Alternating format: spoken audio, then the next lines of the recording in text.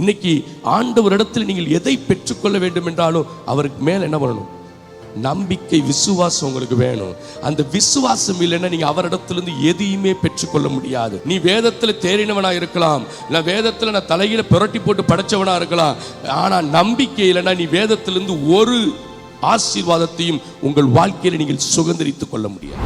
இன்னைக்கு ஏன் சாபம்? நீ கிறிஸ்தவனாய் மாறி அவரை விசுவாசிக்கலன்னா உன்னை சாபம் தரும். நான் ஆண்டவர்கிட்ட ஞானஸ்நானம் எடுத்துட்டேன், ஆண்டவருக்கு ஒப்பு கொடுத்துட்டேன், ஆண்டவர்கிட்ட ஜெபிச்சிருக்கிறேன், எனக்கு இதை கொடுத்துருக்கிறார் அதை கொடுத்துருக்கிறாரு, ரொம்ப சூப்பர். ஆனா உனக்கு விசுவாசம் இல்லைன்னா உன்னை என்ன தொடர்ந்து வரும்? நன்மையும் கிருபையும் அல்ல, சாபம் தொடர்ந்து வரும்.